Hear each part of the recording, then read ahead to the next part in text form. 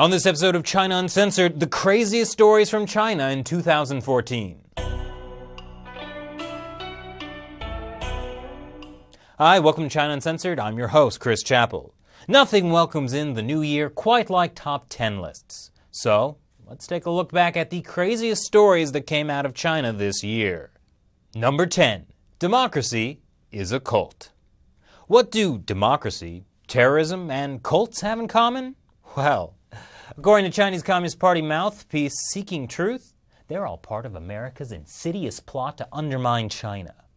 As China was reeling from a horrific mass stabbing in Kunming and a brutal public murder of a woman by alleged members of a Christian sect called the Church of Almighty God, people were looking for answers. And the state-sanctioned answer is, America did it.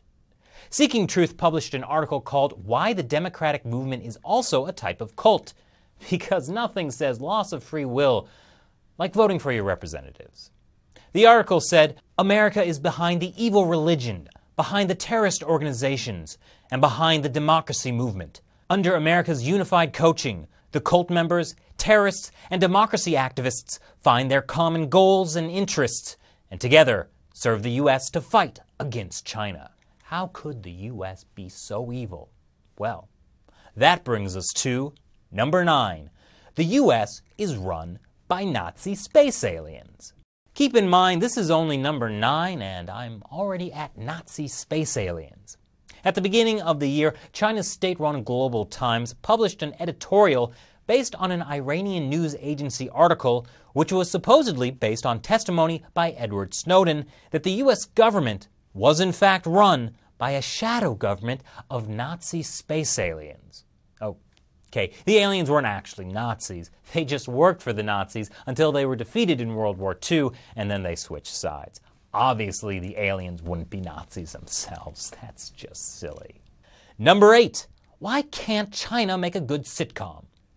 You know, speaking of aliens, why can't the Chinese government make a soap opera as good as the alien-themed South Korean TV drama, My Love from the Stars? That's the first issue that was discussed at one of the biggest meetings of top Chinese officials in March, the 2 sessions. Sure, just 2 days beforehand, a group of knife-wielding maniacs murdered 33 people and injured 143 more at a Kunming rail station, but the more pressing issue is why the Chinese government couldn't make a TV show as popular as South Korea's My Love from the Stars. It's about an alien who crashes on Earth in ancient Korea, then falls in love with a stuck-up starlet in the modern era. It was so popular that a pregnant Chinese woman almost had a miscarriage from binge-watching. I mean, it should be easy for China's State Administration of Radio, Film, and Television to make a show as popular as that, you know, as long as it avoids a few banned themes like fantasy, time travel, random compilations of mythical stories, bizarre plots, absurd techniques, propagating feudal superstitions, fatalism and reincarnation, ambiguous moral lessons, and a lack of positive thinking. I mean, other than that, it should be easy to make a popular show, right? Number 7. Chen Guangbiao. I had to give China's craziest millionaire his own category. Otherwise, half of the crazy stories from China would have been about him. He started off the year by saying he was going to buy the New York Times.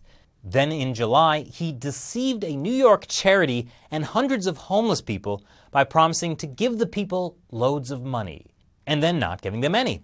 But he did get a chance for some shameless self-promotion, which he got to do again the next month when he most likely faked his ALS Ice Bucket Challenge. Who knows what 2015 has in store? Number 6. China won the South China Sea. China is embroiled in complicated territorial disputes with many of its neighbors in the East and South China Sea. Now, obviously, this kind of thing requires thoughtful and delicate diplomacy. Instead, China has been building islands on rocks and reefs in disputed territorial waters to bolster their territorial claims. This year, China began building an island on the Fiery Cross Reef, which is obviously within China's territorial waters. If that sounds sarcastic, think about this. If China can claim this island as its sovereign territory, even if it's just an airstrip, A United Nations convention would give China an exclusive economic zone within up to 230 miles, which includes all rights to fishing, mining, and oil. Number 5. China's big military problem. China's military has seen double-digit growth, but that's not the only thing growing. Its soldiers are too. According to research from China's General Armament Department, compared to 20 years ago, the average Chinese soldier is now taller by more than 3/4 of an inch and bigger by almost 2 inches around the waist. Now, they can't fit in their own tanks. Their guns are too small too. You see, a lot of China's military hardware was made for the soldiers of 30 years ago, a time when China was suffering from rationing and poor nutrition, though Mao always seemed to be well fed. Who would have thought that a better fed population would weaken the army? Number 4. China solved the world's energy crisis. Yes, that's right. Worry no more about energy. China has discovered a source of fuel that will provide energy for 10,000 years. The moon. The moon's surface is covered in a rare isotope called helium-3. All China has to do is establish a mining colony on the moon's surface, heat the helium-3 to 600 degrees, and ship it back to Earth to be used as fuel for nuclear fission reactors that haven't been invented yet. I mean, that's basically the plot to one of my favorite movies, Moon, which probably is banned in China due to the state's restriction on, quote, bizarre plots. That and the fact that China only allows 34 foreign films a year.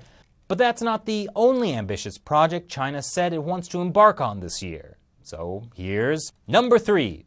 China's underwater train to America.